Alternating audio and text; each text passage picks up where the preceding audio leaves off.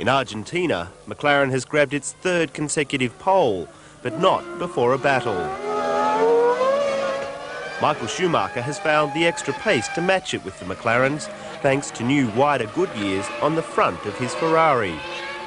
But David Coulthard edged him out by just 0.4 of a second in the dying minutes of the session to grab his first pole of the season. It's qualifying for me in the first two races. I haven't quite managed to get it all together, and it was very close here, as you could see, between Michael and Mika and myself, and you know, I managed to screw together a lap, and for that I'm very thankful. So it's a good feeling to be starting from pole. I'd say the miracle happened, which I'm very pleased on. I mean, obviously being so far behind in Brazil and now being in between the two, and actually not too far away, with some room of improvements. I'm feeling the way I felt before, that it's not impossible to go where we think we should be.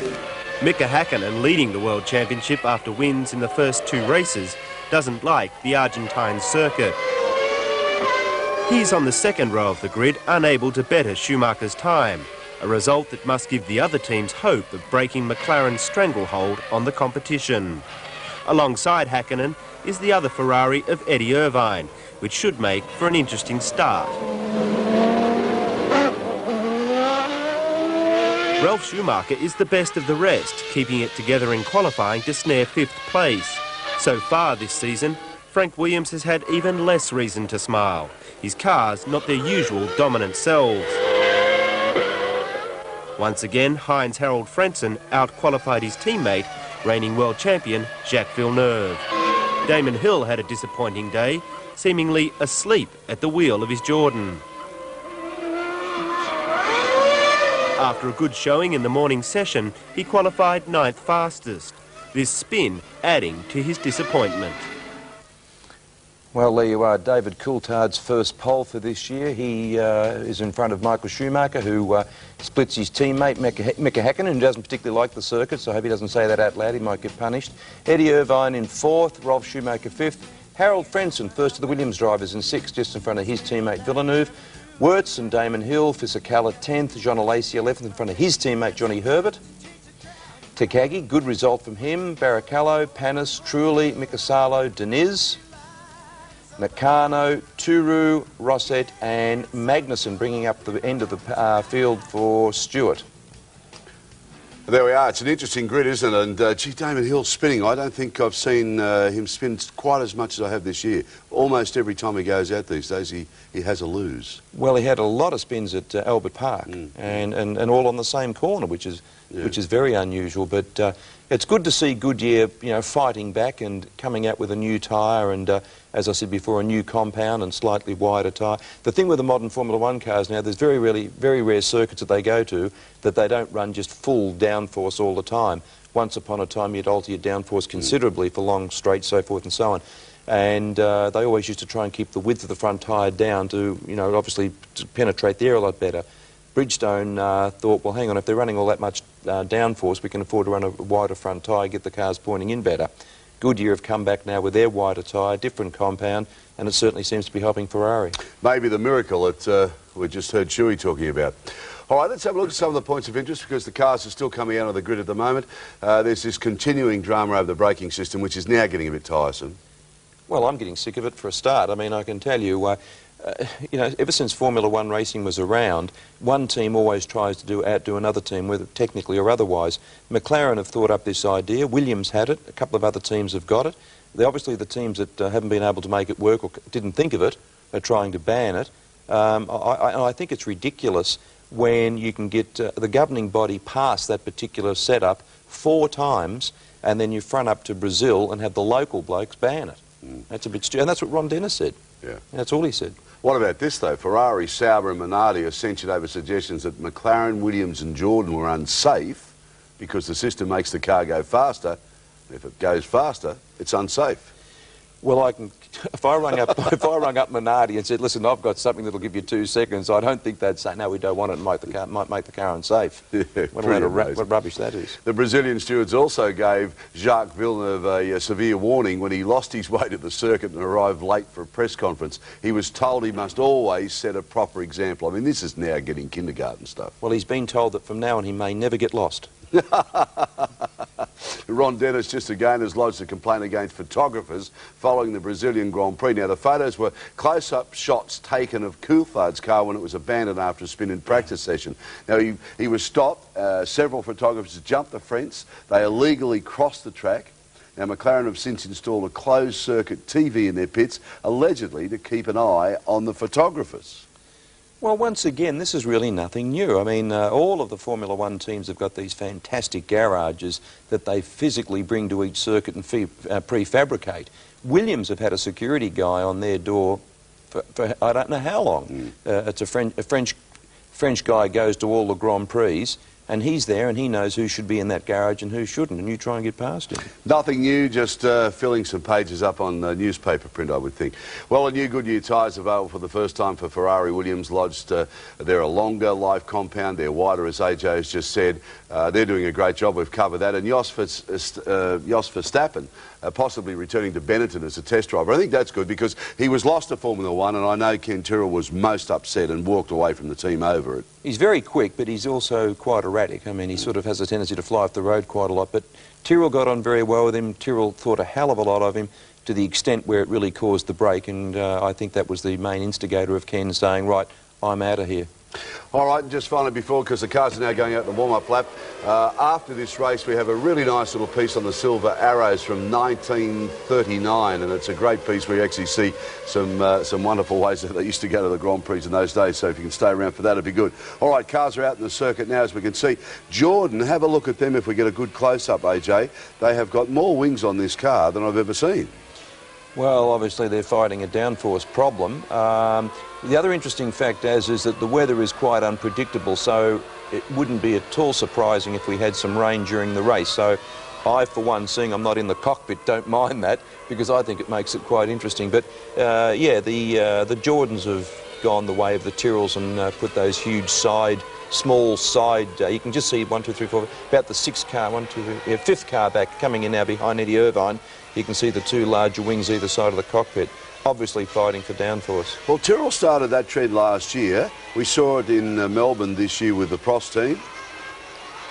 Well, I guess if you just saw a Tyrrell go past then with them on, yeah, I mean, there's a little bit of argument whether, okay, they give you more downforce, but do they spoil the air back onto the rear wing? Now, I can only say that if they gave you more downforce with less drag, Ferrari, Williams, McLaren would have them. I mean, I don't know. It's a bit of an open case on that at the moment. Well, there's quite a few teams running them now, of course, in this weather. As you can see, there is some heavy cloud around and it is unpredictable out there. It can rain at any given time. There is talk that we will get some showers in the race. Now, that'll make life interesting. Sauber's got them on as well, I just noticed. But, you know, it's quite a stop-start sort of a circuit. There's very few long straights on this circuit now. Once upon a time, it was fantastic. You'd go down past the start-finish line, you'd go through this fantastic right-left flat chat and 6. It was, and then you'd no sooner be through there, and there was this great big long, ever going on and on and on sweeper onto the back straight. It was just fantastic. I personally think they've ruined it a bit. Now, this will be interesting tonight because Coulthard's always made a great start. Schumacher's not slow off the line, and Häkkänen's been very quick as well. Yeah, no, this has been an interesting lap, that's for sure. All right, as they come back onto the circuit now, let's have a look. 72 laps, a race distance 306 kilometres. Let's take you over now to Murray Walker and, of course, Martin Brundle. The cockpit sides are high, and then that means the sensor in the car is over the sensor on the start line. So, when the 5 lights go out, it will be action in Argentina. That's it, lovely start by David Coulthard. We go with the grid up into the first corner, and Häkkinen has got past Schumacher. Häkkinen is second behind Michael Schumacher, and the leading Williams has got past Eddie Irvine, so bad starts for both the Ferrari drivers. And it is David Coulthard, Mika Häkkinen, Michael Schumacher, and then the rest goes streaming round. Everybody has got away, all 22 drivers. We're going to be seeing a lot of Esteban Tuero, the Argentine driver in the Minardi. But at the present moment, understandably, he's well at the back. He started in 20th position, and coming towards us, it's McLaren, Schumacher, Frentzen is 4th, Irvine is 5th, Villeneuve is in 6th position. So Heinz-Harald Frentzen has made up places. The white stuff you can see on the track is dry ice that they put in the radiator side pods to keep the cars cool when they're on the start line before they do their green flag lap. And you saw the white stuff bouncing around. It's dry ice and it will disappear, no damage done. So a wonderful start as far as McLaren is concerned. And now Mika Häkkinen is bottling up Michael Schumacher, and look at the way that David Coulthard, who has yet to win a race this year, unlike his teammate who's won 2, is bottling up Schumacher. There is Frentzen behind. Frentzen is Eddie Irvine, 6th is Villeneuve, 7th is Jordan Lacey, and Mika Häkkinen is speeding up. He's just made a faster lap than David Coulthard, and Schumacher is looking for a way through. I remind you that the 2 lead cars are using the Bridgestone rubber, and Schumacher on the Goodyears is really pushing Mika Häkkinen for 2nd position. Schumacher coming very close there to losing his front wing end fence.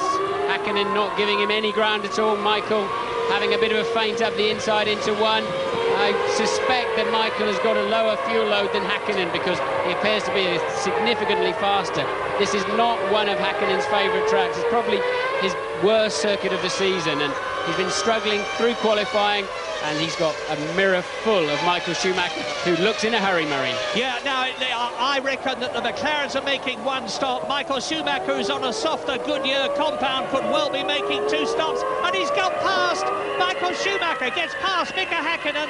Now he's got to try and get past David Coulthard, if my guess about a 2-stop strategy is right, because he will want to build up a lead, build up a gap.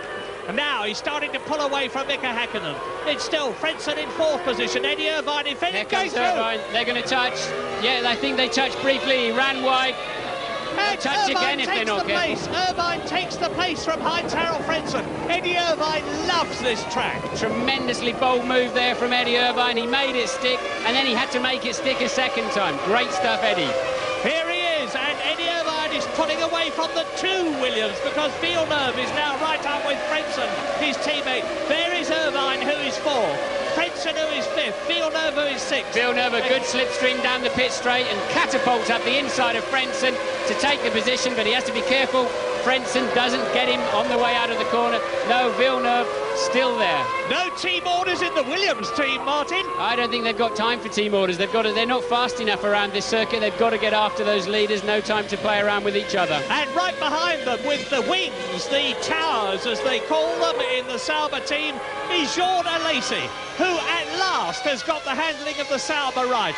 He's been complaining about understeer all season. It's his first year with Sauber, but now he's got it so good that now he's starting to complain about oversteer. And he's in 7th position. His teammate Johnny Herbert is in 11th place. David Coulthard has just made the fastest lap of the race. And there is Eddie Irvine coming up to Mika Häkkinen. And Irvine is catching Häkkinen. Race order: David Coulthard, Michael Schumacher, Mika Häkkinen, Eddie Irvine. There is Schumacher. And Schumacher is now on a tremendously quick lap. He's fastest in the 1st sector and the 2nd. Well, the cream always goes to the top, and the best 2 drivers around this circuit are currently 1st and 2nd. The next best driver is Eddie Irvine, back there in 4th place, and I expect he'll be closing in on Mika Häkkinen very, very soon. And Michael Schumacher has just gone 0.6 of a second faster than David Coulthard. That is very, very quick indeed. The gap is 2.1 seconds, but it is decreasing. There is Michael Schumacher. He had a crash at the beginning of last year's Argentine Grand Prix and went out of it immediately after it hit Barrichello. Now you're looking at Eddie Irvine, and the gap between Irvine, who is 4th, and Villeneuve, who is 5th, is 1.6 seconds. Well, that's 3 consecutive Grand Prix where we've expected problem into the first corner, and the drivers have all been good as gold. Well, we all go. This is lap 4 out of 72. David Coulthard out on his own, but Michael Schumacher is catching him, and there is the living proof. You can almost see the Ferrari gaining on the McLaren. Yeah. Is this due to fuel load? I don't know, but David Coulthard was very, very slow through the hairpin. Michael Schumacher visibly faster, and David's got his hands full there. Michael is on a charge, is obviously easily catching him, 2 or 3 tenths of a second per sector. In fact, I think David made a mistake on one of the hairpins, because Michael Schumacher took 1.2 seconds out of him in the mid part of this lap, according to our computer information, and that's why he's steering at the back of him now. Well, David Coulthard has been the master of Mika Häkkinen all through this weekend. He's the master of him now. There's a lot of Ferrari lovers here, and the Ferrari flags are going. The red caps are being waved, the red anoraks are there, and Ferrari is on its way, but not quite enough. They are 2nd and 4th. Schumacher is 2nd, Irvine is 4th. The Top Williams, the world champion of 1997, and there is John Lacey going through with Frentzen. That's a replay, and that was a very daring move by Jean Lacey to move up to 6th position in the points ahead of Heinz-Harald Frentzen. Yes, Frentzen having to get out of the throttle. Lacey closed him off and put him into a position where he had no option but to lift the throttle. This is where Michael Schumacher's taking, and David's run wide again. He's run wide again. Oh, no! Off goes Coulthard. Spin, contact there. Now there's going to be ructions, I suspect, but that looked to me like a clean move, Martin. I have to say, I think David didn't realise that Schumacher had made it up the inside of him. I'd be amazed if that hasn't damaged David's suspension.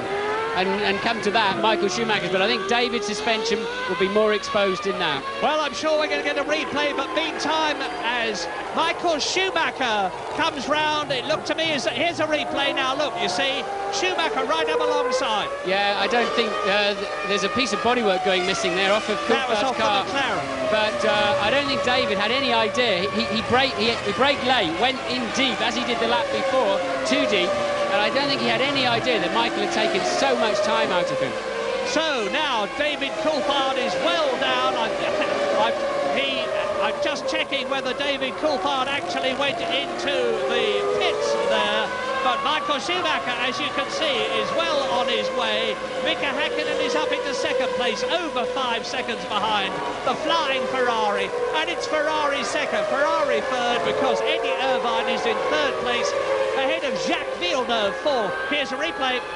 Oh, here we go again, and that's there's a piece of the under tray that's gone missing, and that's not a critical piece. It won't help the performance. David, I think he's so busy recovering from having braked too late, he just didn't realise Michael had come up the inside of him. But Coulthard's still on the track and still going fast, in fact. So clearly all 4 wheels pointing in the same direction, even if a bit of bodywork is missing. Now, you were saying yesterday you can break the suspension with your foot if you push it the wrong way. I'm looking at Schumacher's front suspension.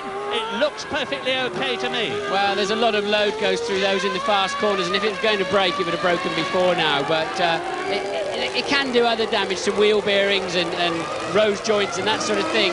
But I think they've both got away with that, what looked like actually quite a lot of energy as the McLaren went up in the air. And look at the gap now between Michael Schumacher, and this is in a situation, I remind you, where the doomsters were saying no one's going to live with McLaren this year. Well, not only is Schumacher living with him, but Eddie Irvine is, because David Coulthard is down in 6th position after that spin, and Mika Häkkinen has got Eddie Irvine right in his wheel tracks. Well, Coulthard is the fastest man on the track on that lap, and matching really Michael Schumacher's pace up front, so at least David has a chance to make a recovery, except that he's got to find his way past a lazy Villeneuve, Irvine and Häkkinen, and that won't be easy. Lap 7, race order. Michael Schumacher leads by 6.4 seconds. Mika Häkkinen is being caught, and there is the proof by Eddie Irvine. Jacques Villeneuve is 3 seconds behind Irvine. Lacey is right behind Jacques Villeneuve in 5th position. David Coulthard is 6th and catching Villeneuve and Lacey. And in 7th and 8th places, Frenson and Vaux. Damon Hill is in 9th place. Johnny Herbert is 11th. So, Irvine 4th. Damon Hill 9th. Johnny Herbert is in 11th position. Well, that's given David Coulthard a wake-up call, and he's on a stunning lap at the moment. He's really charging.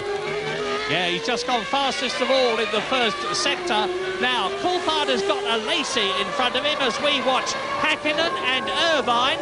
Eddie Irvine pushing to make it a Ferrari 1-2, first and second. Michael Schumacher, meantime, is pulling away. 7.7 seconds is the lead now. And David Coulthard, who gave the race to Hakkinen in Australia, there he is behind Jean Alesi, who is following Jacques Villeneuve. So we're looking now at the battle for 4th position. The red Williams Mechachrome, the mainly blue and yellow Sauber of Jean Alesi, going like he hasn't gone before this year in the Sauber. Behind him is David Coulthard, but David Coulthard's going to have all his time cut out to get past Alesi and Villeneuve. Alesi running wide, and Coulthard, well, having to lift off because Alesi was on a mission to get back onto line. David's going to have a problem now. He's in the dirty air of Alesi. Alesi's got a red mist on, chasing that Williams, and he's not going to be an easy man to pass. Well, I'm just looking at the lap times now. Eddie Irvine's just done a 1:31.4. That is 1.4 seconds slower than his team master, and I use the word advisedly, Michael Schumacher. But Irvine's 1:31.4 compares with virtually the same time to within 100th of a second of Jacques Villeneuve, who is behind him. They're holding station. And as I said before, it's terribly difficult to pass on this circuit. Replay of Jean Alesi nearly chopping the nose off David Coulthard's McLaren Mercedes as Michael Schumacher goes through and completes another lap. He's on his 9th lap out of 72. There is Hakkinen, there is Irvine. 4th is Villeneuve, 5th is Alesi, 6th is David Coulthard, 7th behind them, 4 seconds behind them is Heinz-Harald Frentzen. And as far as the tyre war is concerned, Bridgestone is 2nd behind Goodyear Ferrari of Michael Schumacher. 3rd is Goodyear, 4th is Goodyear, 5th is Goodyear, and 6th is Bridgestone. Yes, those Bridgestones look a bit too hard. The two McLarens really struggling to keep up any kind of pace. David on a charge, but you can see the car sliding around, and a sure sign when they can't slow down into the hairpins that they've not got enough mechanical grip. OK, Martin, you're driving the Ferrari, you're in the lead. How much of a lead do you want to build up, assuming you're on a two-stop strategy? Well, first of all, I wish I was in that Ferrari in the lead, but as big a lead as I possibly could. You don't know what the weather's going to do. You don't know what may happen on your own pit stop, or when you get to the traffic. There's going to be a lot of lapping done this afternoon, so Michael will he'll be smiling to himself at the moment because it's all way too easy for him, isn't it?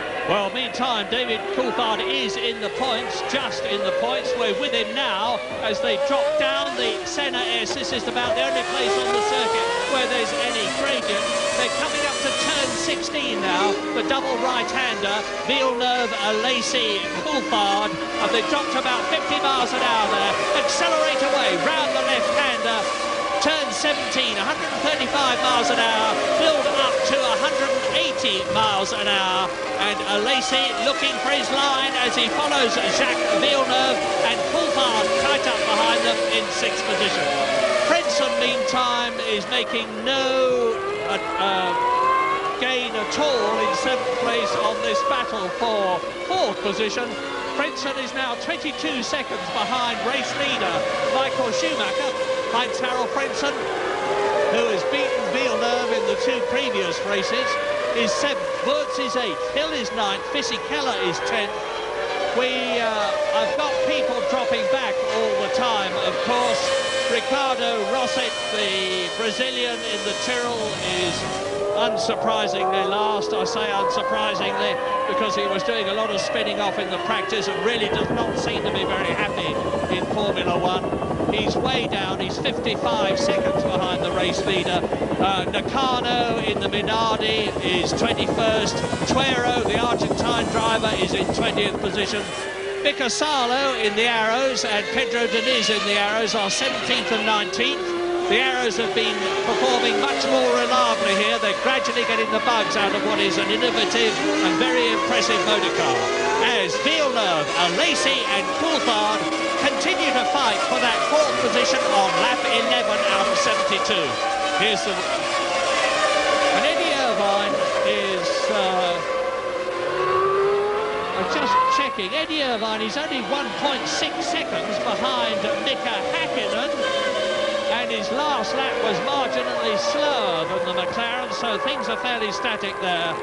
But Michael Schumacher is the first man in the race today to go round in under 1 minute 30 seconds. 1 minute 29.5. He did that on the 3rd lap. And that is about 1.5 seconds outside last year's lap record. No, Michael's trying hard. You saw him lose the back end of the car there into the hairpin after Ascari, but good direction change. He's been flinging that Ferrari around. There's good grip here on the exit of this corner as you head down a short straight towards the CNRS. Michael with a 10.6 second lead. And he was pretty casual through there, but he'll be jumping on the throttle pedal. He's trying hard. Yeah, he's really enjoying that, isn't he? Now, as ever, Michael, before this race, he had 2 cars available to him. All the teams bring 3 cars, and one of them is assigned to each driver, and the spare is a preferred car for one of the drivers, and in the case of Ferrari, whoa! That's how hard he's trying. He locked the rear, or just the beginning of locking the rear wheels, and the back stepped out, but it's an instinctive reaction. You don't think about turning into that, you just do it just happens. Well, that graphic gives you the proof about how Michael Schumacher is pulling away. Each of his last 3 laps quite dramatically faster than the last 3 of David Coulthard.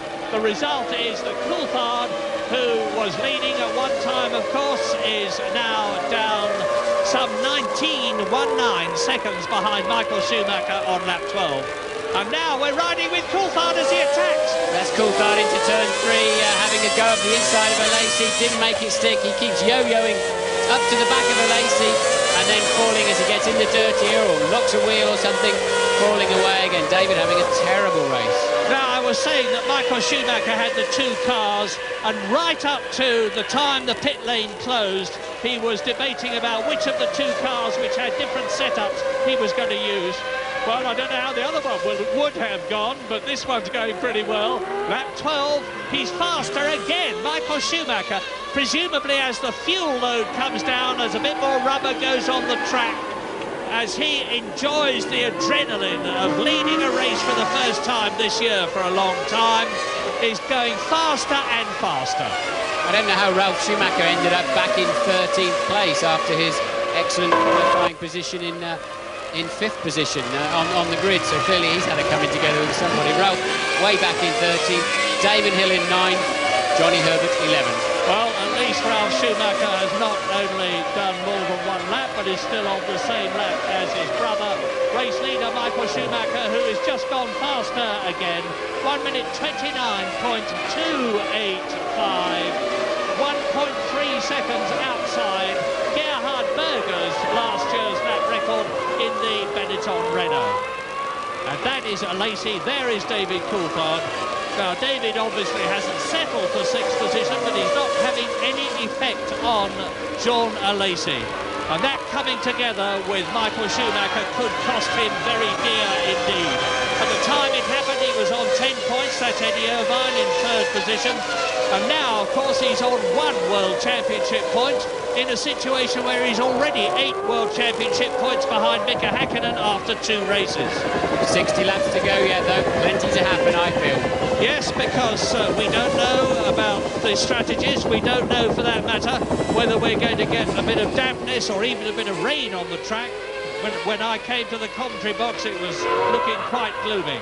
But time for a moment to leave Buenos Aires, but join us again soon.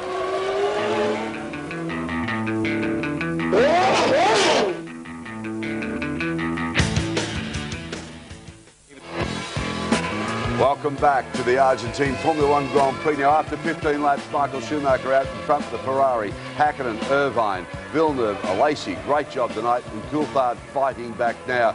AJ, some very early pointers to this race. Yeah, I mean, just watching Schumacher's excuse me, body language in that car is fantastic.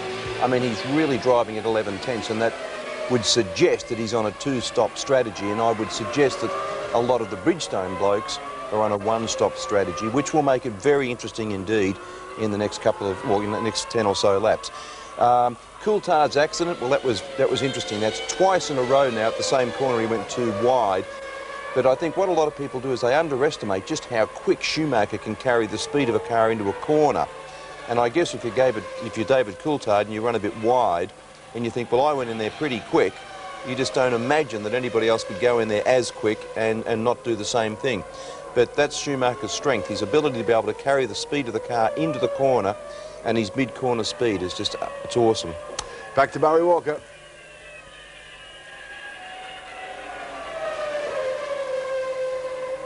Dialed that Williams in. We saw briefly there the Sauber pit watching on as Lacey closes in. David, I don't think he's going to be able to pass them. They're running very quickly. Thankfully for him, at least they're running a reasonable pace. He's not dropping too far away, but he hasn't got enough extra speed anywhere to whistle past either of those two cars. He'll have to get aggressive. Yeah, he'll get past them, of course, if he's on a one-stop strategy and they're on two-stop strategies. They come in round about lap 24, but as you say, he's having a real fight on his hands. Villeneuve, Lacey and Jack Coulthard, and there is Mika Häkkinen. Now he is now the fastest man on the track. He's just gone round in 1 minute 28.9, which is exactly 1 second only slower than last year's lap record. Well, one of two things can be happening. Either the track is coming to the McLarens a little bit in that the grip is going down, the rubber's going down and it's shooting those harder Bridgestones well, or the McLaren is just feeling very, very good as he's getting rid of the fuel load. Obviously, weight is a crucial factor for your lap time. As you accelerate the weight, break the weight and turn it through the corners, has a huge effect. A tank full of gas is a big percentage of the total weight of a Formula One car. Now, if you may wonder why I'm going on about the fact that comparing this year's lap record with last year's lap record, the cars are very different this year. They've deliberately been legislated to go slower, or at least that was the intention of the governing body. The cars are 20 centimetres narrower, and they're on grooved tyres, as you can see, as the McLaren comes towards us, of Mika Häkkinen. And those grooved tyres mean less rubber on the track. Less rubber means less grip, and therefore slower.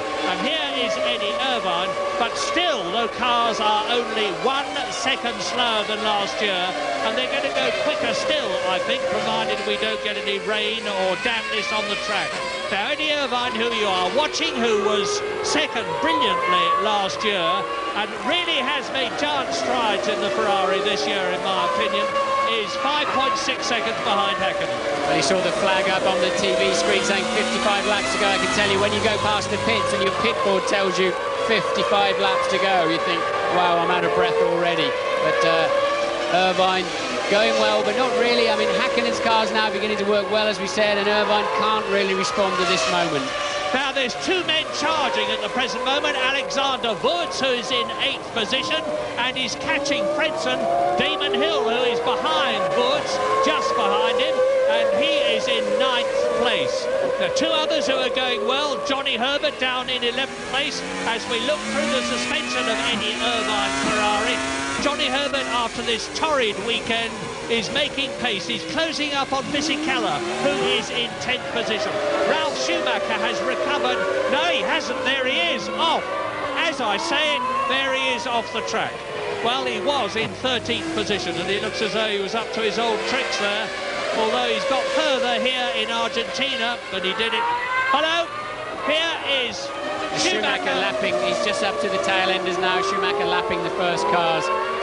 And Ralph, they should put some cutters underneath his car. Here's the retirement. Here's the steward out of the race now. Is it Barrichello or is it yet? It's Magnussen.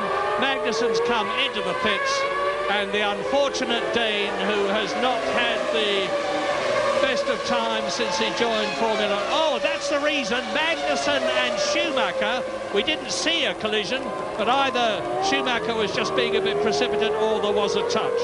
He locked his brakes on the way in. Very, very strange to lock all four like that. He must have really left it way too late as he lets his brother through easily. Yeah, he practically came to a standstill there. I'm sure he's remembering the occasion when he took his brother out last year. And now Michael Schumacher, lap 19 out of 72, is still that comfortable 12 seconds ahead of Mika Häkkinen.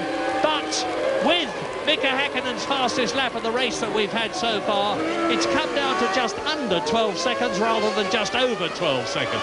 I wonder if Ralph has got a problem if he's going to go into the pit lane, because it's really hard to lock all four wheels like that. He's into a braking area, yes. So Ralph probably got some kind of mechanical problem. Terrific scrap going on between the Minardis of Tuero and Nakano. Now we're with Schumacher in the pit lane, Ralf Schumacher in the pit lane. First stop, 9.7 seconds. Well, Ralf Schumacher exits in the Jordan. I would think he had some fairly nasty flat spot on those tyres, so clearly thought he was better off to make a stop. It's very early in the race, of course, and that will put his whole race strategy out of bed, but he's so far back, I don't think it'll make any difference. He's not going to score any points. Just look at the way the Ferraris are slicing through the field. That's Eddie Irvine, and he's just gone past Takagi, who is in 15th position, and there's another retirement there. It's the arrows of, I think, Mika Salo out of the race. So we're now down to Magnussen is out, Deniz is out, Salo is out. Tom Walkinshaw's come all the way from Argentina. He's going to get in a jet and go, and then get in a helicopter to go to the British Touring Car Championship first round at Thruxton on Easter Monday to see his Volvos there. And Rickard Rydell in pole position, so Tom may have better luck there than he's had here with the arrows. But meantime, Michael Schumacher, who locking his wheel badly there. Michael locking the right front badly into turn one. A bit of cadence braking, had the awareness to get out of the pedal, as you have to do, otherwise, look, he's locking it again. They're not going to look very good at the end of this stint, Michael. Running wide, costing himself a lot of time on this lap. Mika Häkkinen is taking lumps out of his lead. There he is in the background. No, that's Coulthard behind the Lacey. Mika Häkkinen's got the lead of Michael Schumacher down to just under 11 seconds, so he's gained 1.5 seconds. Here we go with Michael down into one again. Now that wheel looked very, very early. That suggests to me that the Goodyear tyres are not that happy if you can lock a wheel in the very early part of the braking at high speed when you have a lot of downforce on the car. And Villeneuve looking in a bit of trouble too. Now, if you've just joined us, we're on lap 21 out of 72. David Coulthard from pole position led the Argentine Grand Prix, with Michael Schumacher getting closer and closer until there was a collision on turn 6. Coulthard spun. Schumacher continued. It was a clean move. Anybody who's thinking nasty thoughts after what happened in Jerez can put them out of their mind, because it was a perfectly clean move and just bad luck.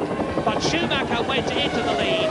He's now on his 22nd lap, dominating the race, provided the car stays reliable. Well, Michael Schumacher responding with an extremely fast lap. Obviously he thought, right, I better get on with this and find a new line with my going away tyres. Louise is down in the pits with some news. Yeah, I'm down in the Jordan pit at the moment. I've just been having a word with the mechanics, see what the problem was with Ralf Schumacher. Apparently he radioed in and he said he wanted to come in and check the car. He came in, they checked it, they couldn't find anything on the car. They've been having a good look at the tyres, they seem fine as well. So there's a lot of shoulder shrugging going on down here. Now you're looking at Ricardo Rosset, who is being caught by the battle for 4th position. There's Rosset, the lead car, although he's practically a lap behind Villeneuve, who's catching him. Lacey, who's behind Villeneuve. Lacey in 5th position. David Coulthard still down in 6th position, waiting for those two cars ahead on their two-stop strategies to get out of his way. But meantime, they're holding him up, and Lacey goes through, Coulthard goes through, closes up a bit on the Sauber as they go down towards turn 7 at 160 miles an hour, and they take this corner at 160. There are the Sauber pit crew. Alesi is driving out of his skin. He left Benetton after a couple of seasons when he wasn't at all happy, having been with Ferrari for a long time, for whom he won his sole Grand Prix in Canada. Well, Schumacher's tyres have not gone away. I think he just made 2 or 3 mistakes on the same lap, and it's really woken him up, and he's charging again now with a new fastest lap of a 1:28.5. Which is just 0.6 of a second slower than last year's lap record. This is a quite phenomenal demonstration of how the technicians have overcome the rule makers who are trying to make Grand Prix racing slower. Well, to be fair to them, they have made it slower, because if last year's cars had been developed, they would have been even quicker. The speeds are just about the same now over the lap, notwithstanding the fact that, as I said earlier on, the cars are narrower, which adversely affects the aerodynamics, and they're on these grooved tyres, which you can see there. And Goodyear will be very, very happy at the present moment. Michael Schumacher is one of the drivers who has helped Goodyear to develop this new, wider front tyre, which enables the cars to get round the corners quicker, to turn in better. Schumacher likes them, they all like them, and the proof of the pudding is in the eating, because at the moment they are first, third, fourth, fifth, with the Bridgestone runners Häkkinen and Coulthard second and sixth. Frentzen is 7th, Woods is 8th, Damon Hill is still 9th, Giancarlo Fisichella is in 10th place. 19 out of the 22 cars and drivers who started are still running. Vicasalo has retired, so is his teammate Pedro Diniz. Magnussen has retired, and Schumacher locking up again. Yes, but another fastest lap. We're heading towards the 2-stop territory, really. They're going to make 2 stops in this race. It's going to be in the next few laps. Mika Häkkinen responding to Michael Schumacher's new charge, because the lead is up now to 13.1 seconds, and Mika having to get back on it even harder. Irvine still in 3rd, Villeneuve and Lacey, and Coulthard bottomed up behind. Coulthard could go a lot faster, but he just can't get through. And now Takagi is holding Schumacher up. Michael Schumacher will be very, very anxious to get past the Tyrrell, and he does so. Takagi moves over and lets him through. Now the gap was 13.1 seconds. Takagi will have adversely affected Schumacher's lap time, but of course when Häkkinen catches Takagi, Häkkinen who is second, presumably the same scenario will be repeated. So 13.2 seconds to the nearest 10. Let's see what it is at the end of this lap. Schumacher, Häkkinen, Irvine. Ferrari, McLaren, Ferrari. Williams is 4th with Jacques Villeneuve, who is ahead of his teammate Frentzen, who is in 7th place. Alesi is still 5th, Coulthard is still 6th, and I suspect, Martin, it's going to stay. Oh, big one, and that's Schumacher. Ralf Schumacher in the Jordan. Now, is he in the way? Are they going to have to bring the safety car out? They'll certainly be considering bringing the safety car out, unless he's off onto an old part of the racetrack. And because there's a much longer circuit here, and often you can go far enough off the normal Grand Prix line to end up on the old circuit. So couldn't get a yes, there he is, into the last corner of the back straight. Yeah, he's way off the racetrack, Murray. Look, he's on the old part of the racetrack. Yeah. No yellow flags even, I doubt, and certainly no pace car. Another big brake locking moment. So Ralph got some kind of strange problem in there. Very fortunate for the rest of the runners. It hasn't interfered with the race. Ralf Schumacher is obviously perfectly okay. The old track was something like 4.5 miles long, much loved, and this one is 2.6 miles long. And the old one had to be discontinued because the crowd discipline was so bad in those days that they were literally, and I am not joking, sitting on the tarmac when the cars were going round. And there was no way they could stop them doing it, because if the drivers had refused to take part, they would have been torn apart. Never mind. There's Mika Häkkinen, 2nd place, fastest on the track. Got the gap down from 13 seconds to 11.2. I'll decide whether you're going to cross the track, sunshine. I'm a driver, I'm entitled to cross the track. No, you're not, I'm a marshal, I'm in charge. Be interesting to see who wins. So, Here's a winner, potential winner, Michael Schumacher. He's already got 27 Grand Prix victories under his belt. He joined Ferrari for a challenge. He certainly rose to it, because in the last 2 years, he's turned this team into a winning team. He's won a lot of races for Ferrari, and this is the year they said they had to win the World Championship. Year after year, as I've said before, they have said this year is for consolidation, next year is for winning. Well, this year it looks as though they are back in the groove, and that's good for Formula One, very good for Formula One, because brilliant as the McLaren performance was in Australia and in Brazil, nobody except McLaren wanted to see a repeat of 1998 when McLaren won 15 out of the 16 races. Hot news from Louise Goodman. Yeah, I've been down to Arrows to find out what was the problem there. Gearbox for Diniz, gearbox for Salo as well. That's been their Achilles heel this season, but up until now, it's run smoothly this weekend. It hasn't missed a beat at all. In fact, they've had no problems whatsoever. Unfortunately, it's let them down when it matters most. Martin, watching these three, Villeneuve, Alesi and Coulthard, I dare say people at home, some of them will be saying, surely they could get past, brake a bit later, accelerate a bit earlier. It's not like that, is it? Unfortunately not. I mean, they're all on a very, very good pace, and you're in the dirty air coming off the rear wing of the car in front. Your car doesn't handle quite as well, just when you need it to handle that little bit better, and it's difficult to line up a pass. If you can get up close behind the car, in front, over the start-finish line, there is a chance to banzai him into the first corner. David just can't get that close. We've got two professionals in front of him, and they're not making enough mistakes. Yeah, it's not as though Villeneuve and Alesi don't know what they're doing.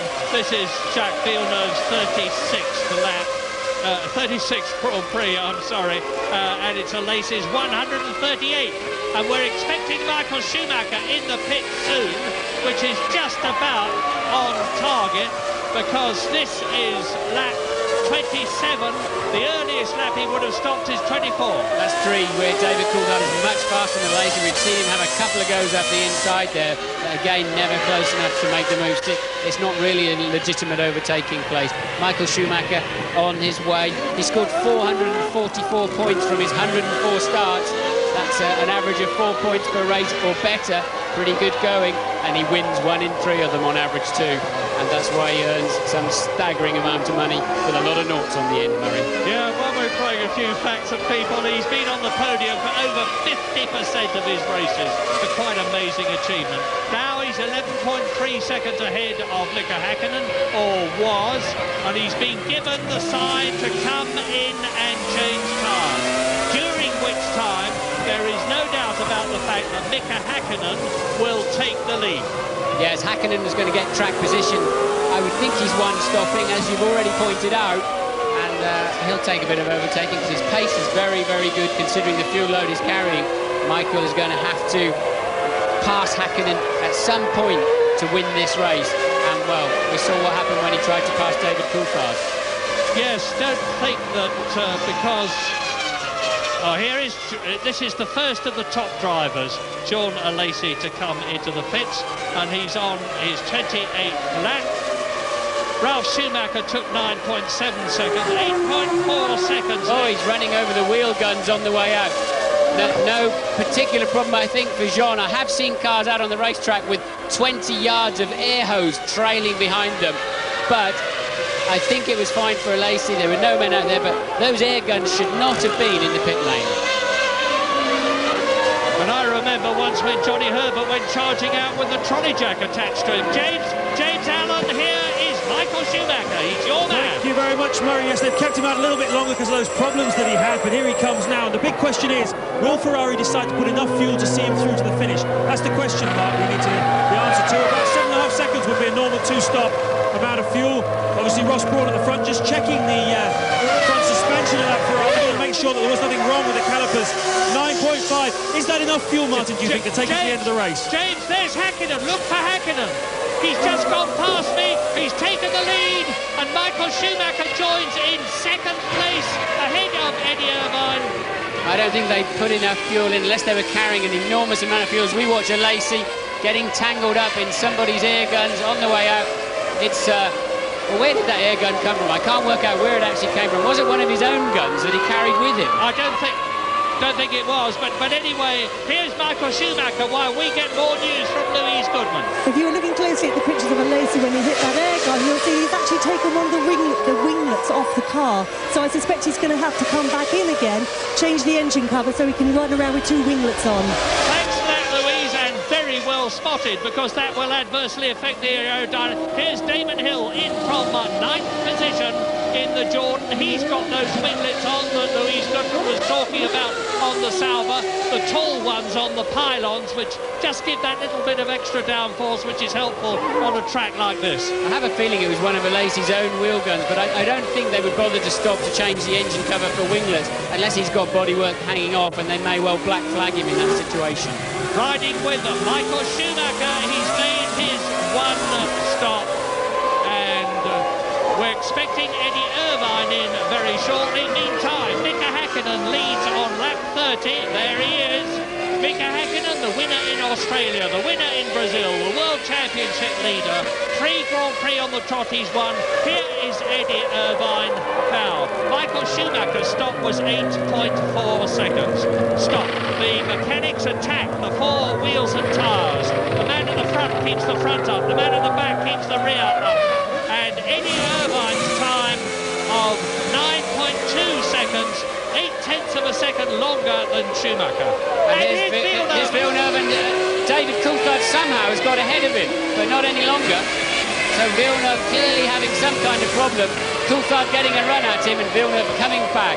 And it takes 16 people to make a pit stop, Mary. There's 16 people working on the cars as they come in for a pit stop. But David, really an opportunity lost there, because I'm sure he has a lot more speed in the car. Alesi's made a pit stop, good news for David in that respect, but now all he's done is just shunted up to the next car along, which was Jacques Villeneuve. Lap 28, in came Jean Alesi. Lap 29, in came Eddie Irvine. And Michael Schumacher, of course, has made a stop. He's in 2nd position behind Häkkinen, ahead of Eddie Irvine. Look at this ding-dong battle between Irvine. Who's replay here? Yes, I think Coulthard must have had a run down the outside of the pit straight, but couldn't quite make it stick around the outside. David must think, all I've seen all afternoon is wheels coming towards me. Well, on lap 31, coming up to half distance, which is lap 36, as you watch Villeneuve and Coulthard battling for 4th place, Michael Schumacher is 10 seconds behind Häkkinen after his 1 pit stop. Häkkinen will be coming in, I think, round about lap 36 in 6 laps or so. And in sixth position is Heinz Harald Frentzen as we take a break.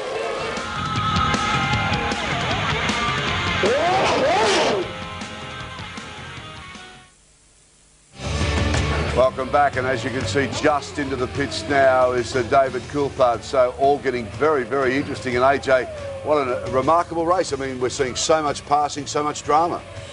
Well, we've probably seen more passing in this race than we have all year. As you can see now, it's Häkkinen from Schumacher, Villeneuve, Coulthard, Irvine and Frentzen.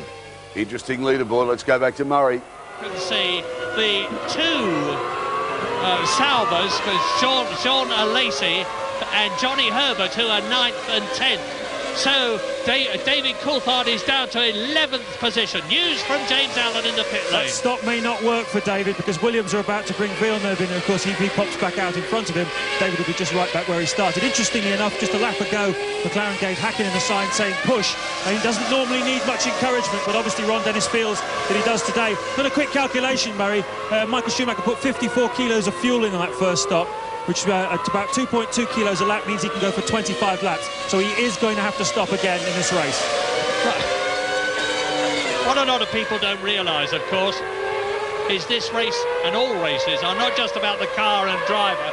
They're about the backup that they get in the pits, because the cars are sending messages, the pits are giving messages to the driver, they're planning, they're looking at telemetry all the time, they're planning strategy. Motor racing, Formula One really is a team effort. And the clever bit is obviously when you have an incident like Schumacher and Coulthard coming together, the whole complexion of the race changes, and those guys on the pit wall have to think on their feet and adjust their ideas. There's no point in having a fixed idea, as we see Frentzen locking the inside wheel into turn 3. He's under quite a lot of pressure, as ever, from Alexander Wurz, just 0.3 of a second behind him. Young Alexander Wurz, who finished so well in 4th position in Brazil, and this is only Alexander Wurz's 6th Grand Prix in his very short career. And here he is, hanging on to Fisichella, sorry, getting ahead of Fisichella. There he is. Wurz is in 6th position, Fisichella behind him 7th. And Wurz climbing all over Heinz-Harald Frentzen, who has yet to stop. So he's going to be on a 2-stop strategy. His tyres are going to be getting pretty ragged. But Villeneuve is still out there. He's on a 2-stop strategy, we think. Although it's looking suspiciously as though he might be on a 1, because this is lap 35 and the half distance is lap 36. Yes, they obviously had a lot of fuel in Villeneuve's car, and they were going to see which way it went, because they've taken the tyres back into the pits now. So they were thinking of a stop for Villeneuve, changed their mind and left him out. Well, meantime, Michael Schumacher, the gap to Häkkinen with these searing laps that Mika Häkkinen is putting in is 12.7 seconds. Michael Schumacher has got to get a move on, but of course Häkkinen has still got to come in for that 1 stop of his, which is going to be any moment now. This is lap 35. The half-distance lap is 36, and he's going to come in round about that. So, Häkkinen leads, Schumacher 2nd, Villeneuve 3rd, 4th is Irvine, 5th is Frentzen. There is the Williams. Behind him, in 6th position, is Alexander Wurz. Yes, and the Williams mechanics now back out into the pit lane. Be interesting to see which one they pull in. We think it's going to be Villeneuve. Frentzen there under big pressure from Wurz, who has his teammate Fisichella in range just behind him. Now they're catching Tuero to lap him again. Tuero, the 19-year-old Argentine driver, the youngest by far in the race in the Minardi Ford. And out on his own, Mika Häkkinen leading the race now, nearly 13 seconds ahead of Michael Schumacher. Well, Mika's really got the bit between his teeth. That coming together between Coulthard and Schumacher, which cost David the lead, was very good news in the nicest possible way for Mika Häkkinen, who's now in a potential 10-point scoring position for the 4th race in succession, including last year's last race of the year. Tremendously mature performance there from the World Championship leader Häkkinen. Really, he was struggling a bit in the beginning of the race, kept it calm, kept it simple, and now he's putting a bit of pressure on. Very, very impressive. Yeah, Mika Häkkinen's going quicker than Schumacher. It was just 1/100th of a second quicker, 1/100th of a second quicker on the last lap, but it means that he's easing out his lead all the time. It's going to be something like 13 seconds, I think, at the end of this lap, which will be the 36th. And as Häkkinen goes round the corner, we're leaving Buenos Aires, but as I said before, join us soon.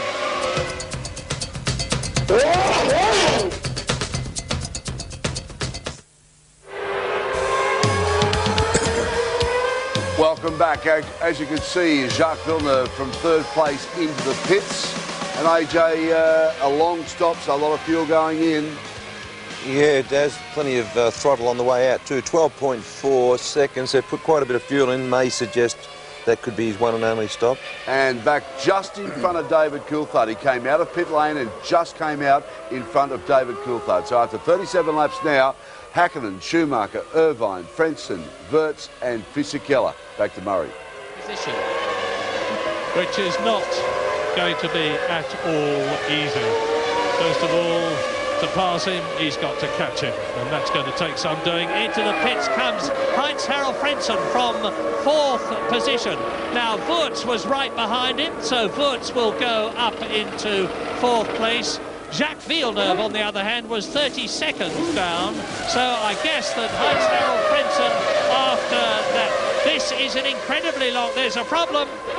He can't get first gear, he can't select first gear. It's gone in now he's stalled the engine. So maybe some kind of clutch problem there for Harry Heinz.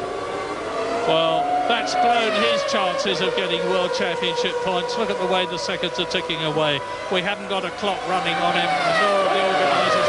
But and it's still up on the jack. Well, it's my guess that was a good 30 seconds plus. Well, the bad news is they'll be looking at the computer. They can see every single movement that Heinz Harald made of the throttle and the clutch and the gear shift to work out whether he made the mistake or whether there was some kind of technical problem. You can't run and hide when you're a Grand Prix driver. Was that lucky for Michael Schumacher, though, Martin? Now, look at this. This is Herbert battling a Lacey.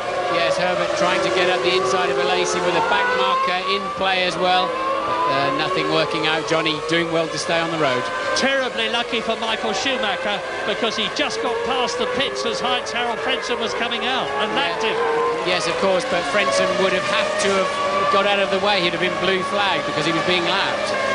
Well, we're on lap 40. The fastest man on the track now is, you'll never guess, Alexander Wurz, who's just gone round in 1:28.1, which is 0.2 of a second slower than last year's lap record. This young man, when he's on the, because he's been off quite a few times here, but we have to remember that Wurz is finding every track is a new track, or virtually every track. He only drove in 3 Grand Prix last year, and he finished 3rd at Silverstone in the process. So here is a very real talent for the future.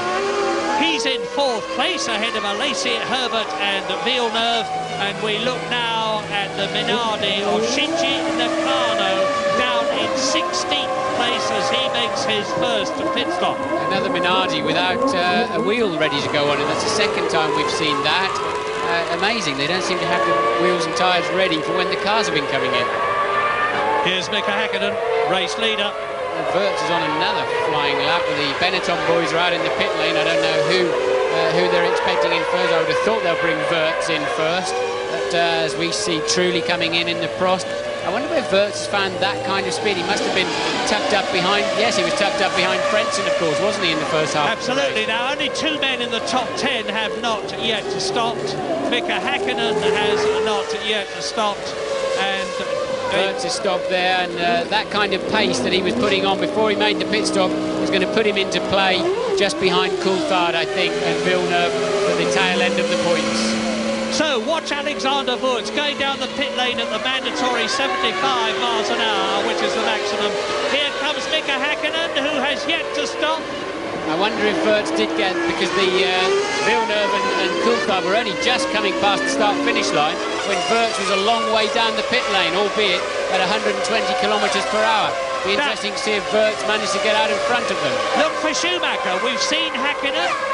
And where is Michael Schumacher? The gap was 12.4 seconds. And here is the steward of Rubens Barrichello. He's in 9th place in the top 10. Ahead of Johnny Herbert, Olivier Panis, Damon Hill, who's languishing in 11th place. Damon has been lapped already. His teammate Ralf Schumacher has retired, as have Mika Salo, Jan Magnussen, Pedro Diniz. There are still 18 out of the 22 running, and we think that Mika Häkkinen may well be coming in on this lap, which is lap 42, well over half distance. So Häkkinen turns in. Look back, there is Johnny Herbert, and he is in 10th position battling with Olivier Panis as we rejoin Mika Häkkinen.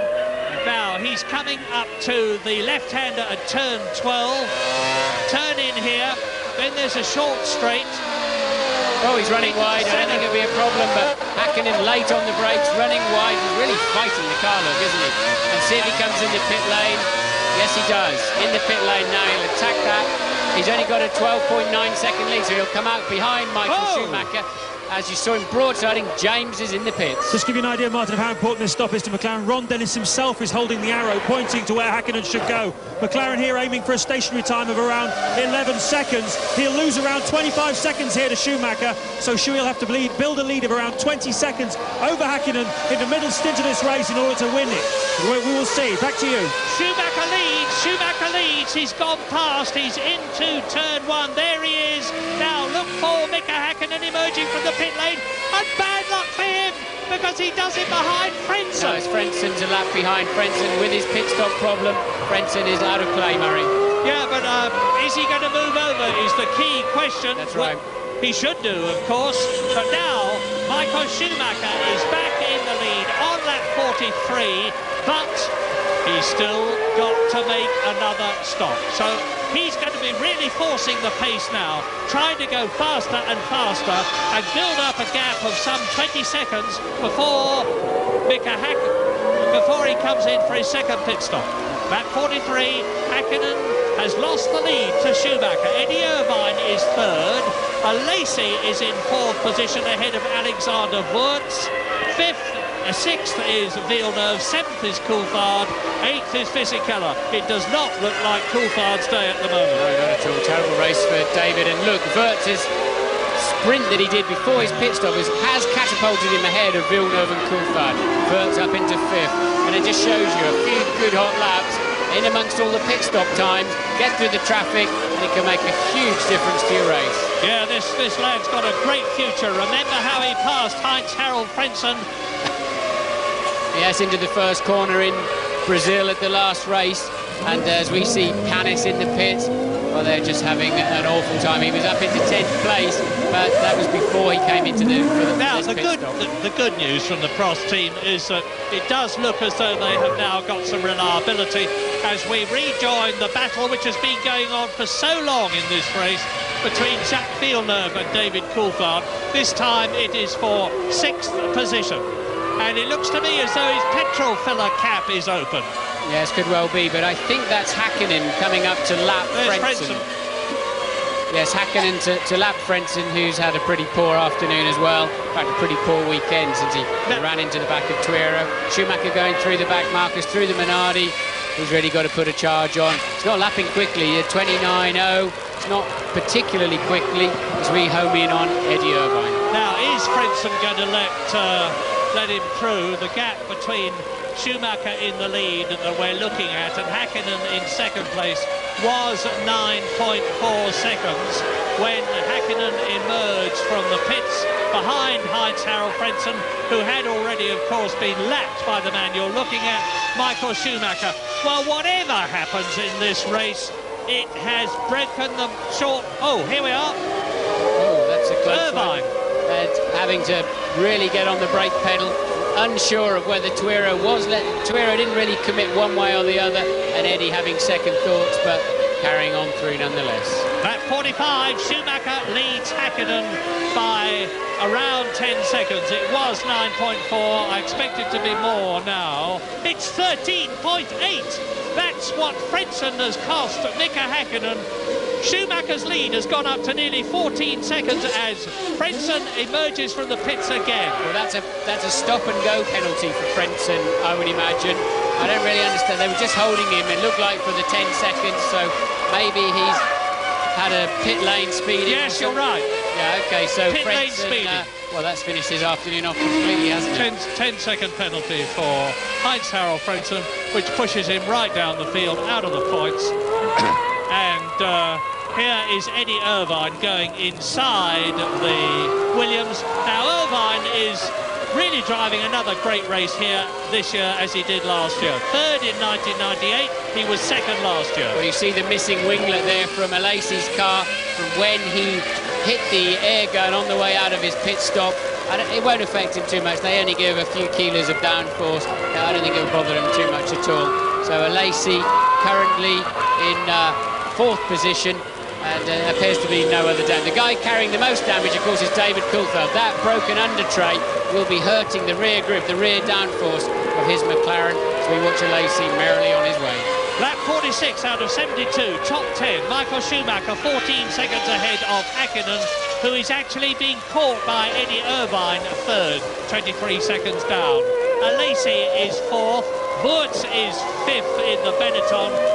Jacques Villeneuve is in sixth position, the world champion, ahead of David Coulthard, seventh. Fisichella is in eighth position. There is only about 6 seconds between Villeneuve sixth and Fisichella eighth. Johnny Herbert is ninth. Damon Hill is in 10th position, just on the same lap as Michael Schumacher, but only just because he is 1 minute and 27 seconds behind the Ferrari. And the fastest lap we've had here today is 1 minute and seconds. So he's only a second off being caught and lapped by race leader Michael Schumacher. The world champion of 96 against the world champion of 94 and 95. Tremendous, as that's Wirtz coming through to lap the Tyrrell. Tremendous reliability from the cars. The only cars that have dropped out were the Arrows with the gearbox problems, and all of the others have basically thrown it off the road. Superb reliability. Alexander Wirtz, who is in 5th position, laps Ricardo Rosset, the Brazilian in the Tyrrell, who is 18th and last. And coming up behind Rosset as Schumacher goes through and laps Damon Hill. So Damon Hill in 10th position in the Jordan is having another very unhappy race. He is yet to finish in the points, never mind win a race in 1998. Schumacher leads, we're leaving, but be back soon.